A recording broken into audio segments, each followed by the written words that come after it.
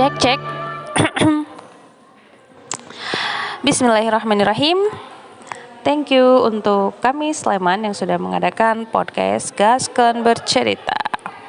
Pada kesempatan ini izinkan saya sharing terkait kehidupan ibu rumah tangga zaman sekarang. Ya sebenarnya bukan terkait ibu rumah tangga aja, namun lebih ke pilihan hidup seorang ibu gitu ya mungkin. Kalau dikatakan mother empowers, mungkin ibu yang berdaya kayak gitu. Bisa dilihat dari berbagai macam sudut pandang. Ada yang memilih menjadi IRT gitu ya, ibu rumah tangga, full untuk di rumah, untuk anak dan suami. Ada juga yang memilih untuk tetap bisa bekerja, produktif, menghasilkan cuan, juga untuk aktualisasi diri mungkin. Atau ada juga yang memilih untuk bisa lebih bermanfaat terhadap sesama gitu ya, memberdayakan perempuan lain atau lingkungan dan sebagainya. Mengingat dulu zaman mahasiswa, saya tuh kayak ngerasa produktif banget gitu, kayak tiada hari tanpa produktif, tidak hari tanpa kesibukan gitu. Jadi dulu yang saya pahami itu kesibukan adalah produktivitas kayak gitu.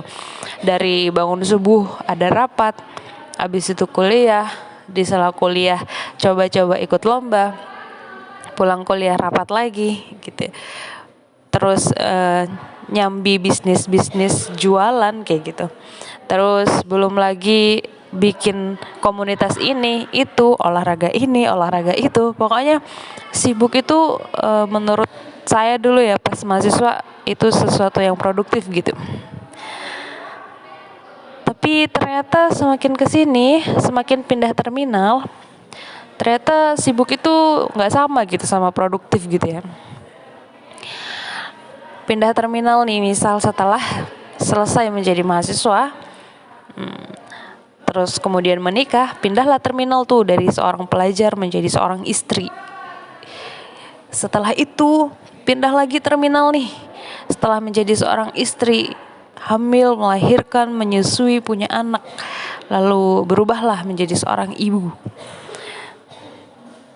Nah, dari terminal-terminal yang dilalui itu ternyata berbeda gitu ya rasanya. Dari yang single produktif gitu ya, bisa melakukan banyak hal gitu ketika masih sendiri. Ketika sudah menikah, kayak digabungkan dengan dua kepala gitu ya. Belum lagi kita juga sama-sama bekerja, misal yang memilih untuk sama-sama bekerja.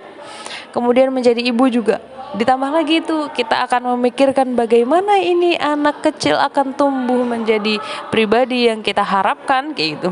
Bagaimana kita bisa mencukupi kebutuhan makannya, tidurnya, bermainnya, kognitifnya, Montessori-nya, di lain-lain banyak ternyata yang harus dipikirin.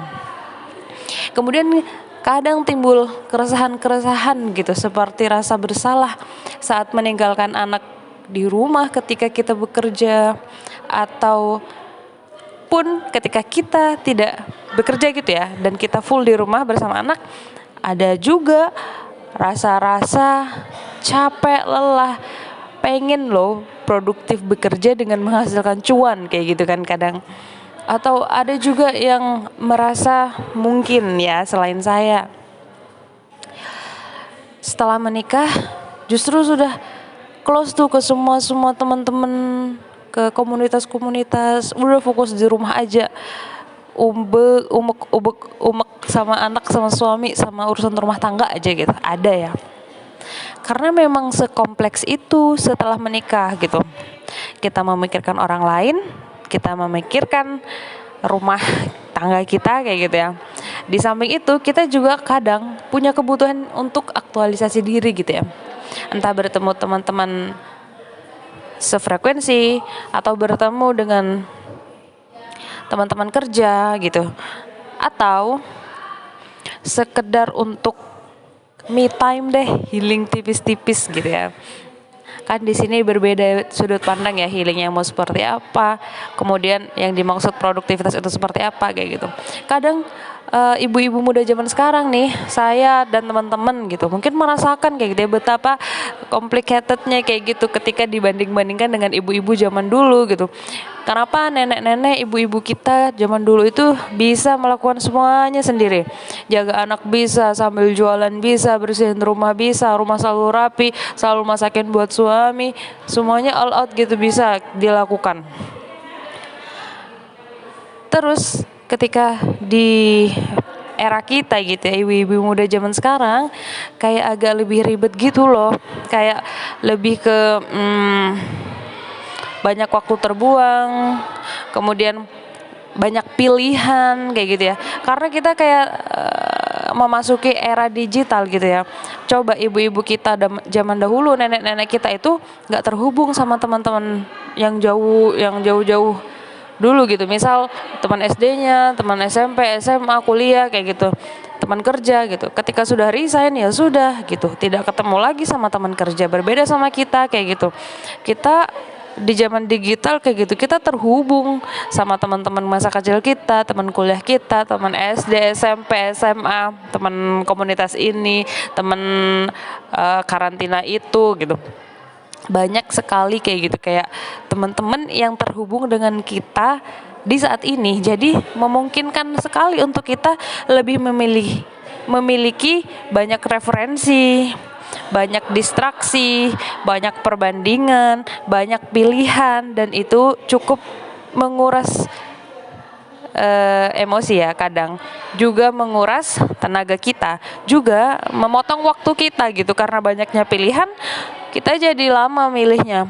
Anak aku enaknya nanti dibeliinnya gendongan yang tipe apa ya, wah banyak tuh muncul merek-merek bermunculan. Coba zaman dulu pakai jarik doang gitu kan, zaman sekarang banyak tuh yang bisa M-shape lah, yang bisa molor lah, yang bisa ini itu, gendong belakang, samping, depan gitu. Banyak banget pilihannya. Jadi kita disibukkan dengan memilih aja, butuh waktu gitu loh. Mana yang terbaik ya? Pun ketika sudah memilih, kita masih bisa tuh melihat perbandingan yang lain. Ada sedikit penyesalan. Wah, ternyata bagusan yang itu ya setelah beli ini. Kayak gitu loh. Jadi ibu-ibu zaman sekarang. Kemudian distraksi juga banyak nih, kayak orang tua kita mah dulu kalau ngeliat TV ngebandingin, wah kehidupan wah itu di TV tuh anaknya gemuk nih, biasa itu kan artis, wah itu di TV glowing ya gitu, oh biasa itu kan artis gitu. Kalau saat ini kita tuh kayak ngelihat yang glowing, yang anaknya begini begitu, itu ya teman-teman kita kayak gitu di media sosial. Jadi kita lebih mudah kayak membandingkan diri gitu, compare diri kita dengan orang lain tuh lewat sosial media, kayak wah kok dia bisa ya, dulu kan pas SMA buluk kok sekarang jadi glowing gitu ya misal.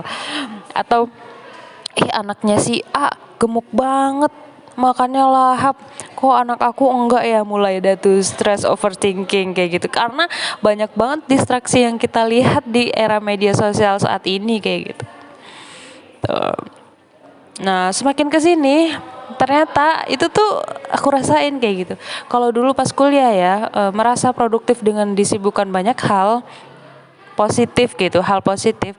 Kalau saat ini saya bekerja iya, menjadi ibu rumah tangga juga iya gitu. Tapi kadang ada yang kurang gitu dari sisi produktivitas kayak gitu. Mungkin ya karena ada core value yang belum saya pegang kayak gitu. Kayak nilai-nilai yang dulu saya pegang saat ini tuh nggak sejalan dengan tujuan gitu, atau di proses ini kayak gitu ya. Misal dulu ya ngerasa produktif tuh kalau kuliah kan bisa berkumpul sama orang, bisa ngerekrut orang untuk ikut acara kebaikan kayak gitu, bisa gabung untuk bermasyarakat dan membagikan kebahagiaan gitu, sharing sesuatu, atau bikin kajian, atau lebih turun ke masyarakat kayak gitu, bermanfaat ke masyarakat. Saat ini itu yang kayaknya kurang deh gitu. Saat saya jadi ibu gitu ya, saat jadi ibu bekerja udah nih ngerasa produktif nih, cuan dapat aktualisasi diri bisa dong kayak gitu. Sisi lain juga jadi ibu rumah tangga, udah ngurus anak, ngurus suami kayak gitu. Tapi kayak ada yang kurang gitu. Ternyata untuk kerja dan mengurus rumah tangga aja butuh waktu yang menurut aku ya 24 jam itu kayak kurang gitu. Padahal ada hal-hal yang ingin aku wujudkan gitu, tapi belum terwujud nih gitu. Misal aktif di organisasi keislaman atau aktif di forum-forum bisnis kayak gitu. Nah ternyata kesini-sini baca buku, cari tahu, dengarkan webinar gitu. Karena ya semua tadi itu kan harus ada solusinya gitu, harus ada jalan keluar dari keruwetan di terminal ini gitu, di mana aku berperan sebagai diriku sendiri yang punya goals gitu ya, juga punya core value sendiri gitu. Kemudian aku menikah dengan seseorang dan aku juga memiliki anak. Di samping itu aku juga bekerja kayak gitu. Nah, tapi ada hal-hal yang ingin aku satukan kayak gitu ya, antara goals dengan goals keluarga. Kemudian bagaimana bisa nilai-nilai yang aku pegang tadi itu benar-benar sejalan sama tujuan kayak gitu. Di buku yang saya baca, Empowered Me, Mother Empowers, sama buku Minimalist Parenting, ya dijelaskan seperti tadi ya, keruwetan, masalah karena banyaknya pilihan dan lain-lain. Nah, kemudian di akhir buku itu ada beberapa kayak solusi trip and tricks kayak gitu, terus kayak kata-kata yang meneduhkan gitu lah ya. Misalkan bagi ibu yang memilih pekerjaan rumah tangga kemudian iri terhadap ibu yang bekerja kayak gitu, merasa tidak produktif. Nah di situ dikatakan, bukankah mengurus anak dan memperhatikan kebutuhannya untuk selanjutnya membentuk dia jadi orang yang nantinya seperti kita harapkan, itu juga satu produktivitas ya. Sama juga untuk ibu yang bekerja, baiknya kita lebih mengenal diri sendiri ya. Kalau kita memang merasa bekerja itu sesuatu yang kita inginkan dan salah satu yang bisa menunjang kebutuhan kita di rumah, kemudian bisa memfasilitasi aktualisasi diri kita, kemudian juga kita tetap bisa untuk berperan di rumah sebagai ibu bagi anak-anak kita. It's okay kayak gitu. Tinggal bagaimana kita menghilangkan perasaan bersalah yang berlebihan dan tinggal memanage bagaimana kita bisa membagi waktu 100% ketika di tempat kerja dan 100% ketika di rumah. Akan tidak produktif sekali seperti itu jika kita terdistrak di tempat kerja memikirkan anak, dan juga sama ketika memikirkan anak ada bersama anak tapi pikiran kita mikirin kerjaan kayak gitu. Jadi usahakan kita ada di saat yang kita butuhkan itu sesuai dengan kita dibutuhkannya saat itu gitu, sesuai waktunya kayak gitu. 100% saat kita di tempat kerja, 100% juga saat kita bersama anak.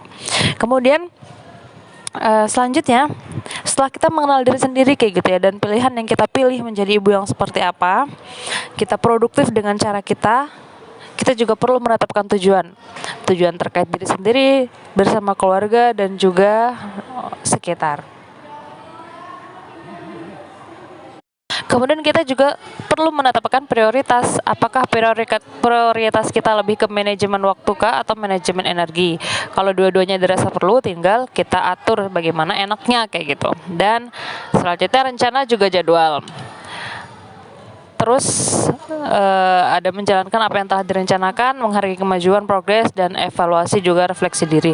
Sebenarnya kalau di buku ini itu runtut banget ya gitu tipsnya. Kayak lebih praktis gimana caranya kita menjalankan gitu. Bukan hanya sekedar teori, tapi juga ada tips-tipsnya untuk kita membuat jadwal dan mengatasi segala keruwetan hidup menjadi ibu kayak gitu. Jadi kesimpulannya, mari hargai diri kita sendiri dengan pilihan kita, dengan nilai-nilai yang kita pegang, dan jangan pernah bandingkan diri kita dengan orang lain karena kita berbeda gitu ya.